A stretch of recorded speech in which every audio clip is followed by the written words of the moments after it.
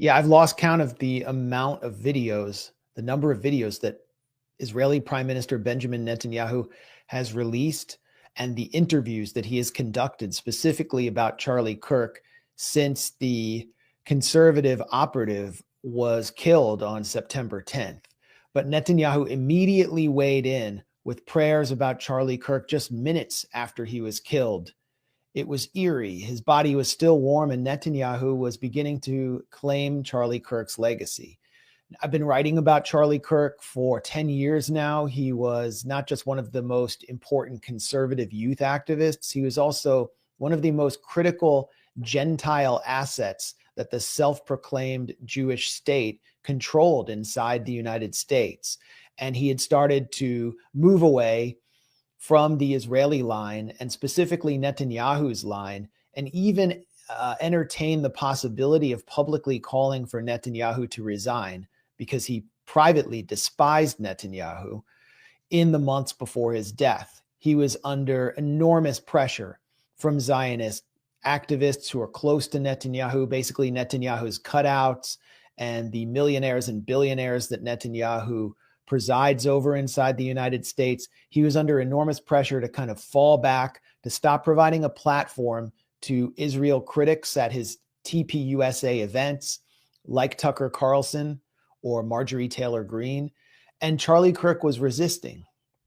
So Netanyahu sought to paper over all this history and this reality, which was mostly taking place in private, but which people who paid close attention to Charlie Kirk, like me, knew was taking place because of the public statements he was making, complaining about all of this Israel lobbying he was being subjected to, and why can't he care most about his own country and not this foreign country. So Netanyahu seeks to bury that history and to make Charlie Kirk out to be the hero of Israel after his killing. And he starts conducting interviews on Fox about how much Charlie loved Israel. Then he introduces a video on Twitter X, Netanyahu personally speaking to a camera about a letter Charlie had written him based on an invitation Netanyahu extended to Charlie Kirk 2 weeks before his death to visit Israel on a propaganda trip, which would have ostensibly been paid for by Israel. And Netanyahu didn't say whether Charlie Kirk accepted his invitation. The reason Netanyahu was doing this, just to answer your original question, was because Israel requires American, Christian, mostly conservative men to fight the war of Armageddon that Netanyahu wants against Iran, just as it required them to fight Israel, the war Israel wanted against Iraq. And so they need to keep the MAGA base on their side, and Charlie Kirk would have been the perfect symbol for that.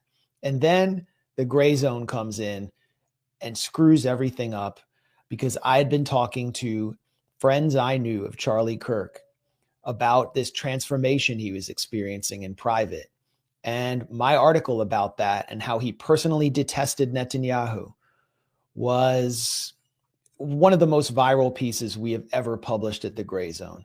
And I followed it up by exposing, we broke the story at the Gray Zone by exposing the secret summit that one of Netanyahu's top billionaire cutouts in the United States, Bill Ackman, had convened in the Hamptons, where basically Charlie Kirk was supposed to oversee a influencer summit where influencers were going to be paid to generate millions of clicks and impressions for Israel, and everyone got invited on a propaganda tour to Israel. This was not supposed to be known, and the summit devolved into what was described to me by one attendee as a disaster when Bill Ackman, the billionaire donor close to Netanyahu, started challenging and pressuring Charlie Kirk about his views on Israel. And then another Zionist influencer, this young British lawyer who is one of the biggest Zionist thugs in London, trying to get every protester arrested. Her name is Natasha Hausdorff, started screaming at Charlie Kirk. And, when this got out there, Candace Owens, a former TPUSA associate of Kirk, longtime friend of Charlie Kirk, subsequent to the publication of my article about that influencer summit, Candace Owens goes live and provides more details about the summit. And from there, the entire Zionist world of bigwigs and donors and operatives who are close to Netanyahu in the United States goes into full meltdown mode and launches this all-out campaign to destroy Candace Owens' reputation. They're falsely claiming that the gray zone's funded by Iran. They're trying everything they can to discredit this reporting. And then, finally, Netanyahu does another video where he comes out and announces on his own, on the prime minister's own channel on Twitter X and other social media networks, that he did not kill Charlie Kirk. I never accused him of killing Charlie Kirk. I said there was no evidence that Israel killed Charlie Kirk, but he felt the need to proclaim that Israel killed Charlie Kirk, and he begins denouncing everyone who has reported that Charlie Kirk actually didn't like him. So this got all the way to Netanyahu, and he is in full panic mode. And again, the reason why Netanyahu's panicking, the reason why this Zionist network in the U.S. is panicking, is because they are losing their last base of support, which is actually their most critical base of support, what Israel lobbyists referred to as Israel's safety belt in the Bible Belt. And it's that base that they require of Christian, young, white men who will go and fight Israel's wars on their behalf against Iran and its allies. This is what my book, Goliath, which I published in 2013, was about. It was about the consolidation of Israel as Israeli politics and Israeli society as right-wing, messianic, essentially fascist. And I think my book painted a picture of a society that was primed for genocide. And then I went to Gaza the following year to cover Israel's war on Gaza in 2014, Operation Protective Edge.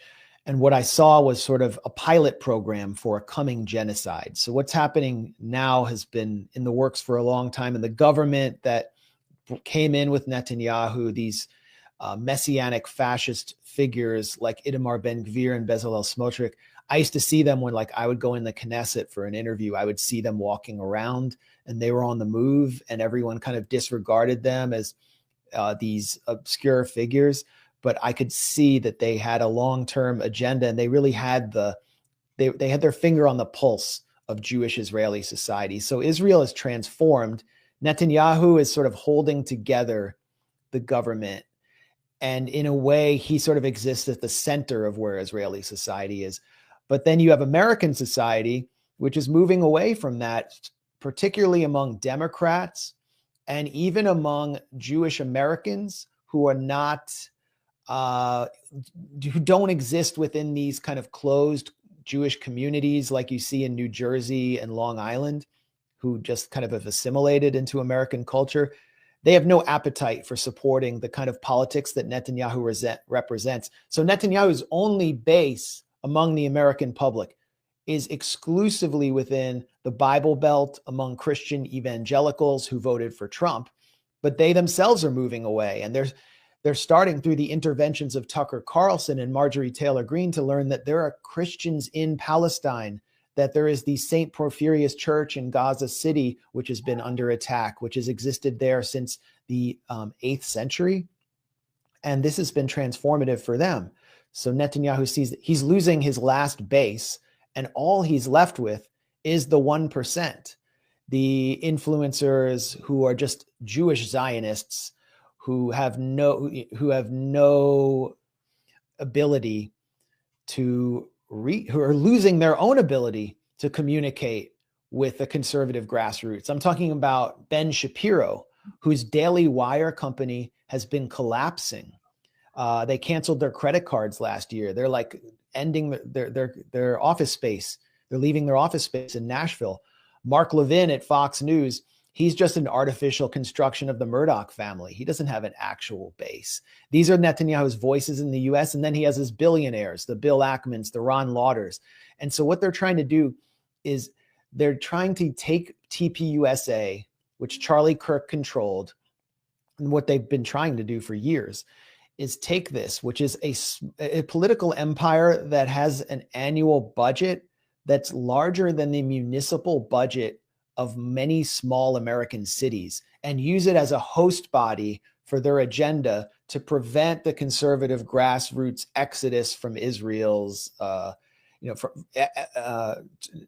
prevent the conservative grassroots from turning on Zionism. And then all of a sudden, Charlie Kirk realizes his own grassroots base that he commands at TPUSA is in full revolt. They're disgusted by the genocide. Some of them are disgusted by the genocide in Gaza, but what really upsets them the most is they start to see that their own government is under the control of a foreign entity, and that Netanyahu seems to even control Donald Trump. And so Charlie Kirk has to bridge the divide between all of these billionaire Zionist donors who built him up and helped create his political empire, and the grassroots. And the contradiction can no longer be squared. If you're watching this now, I'll have a new report up at the Gray Zone.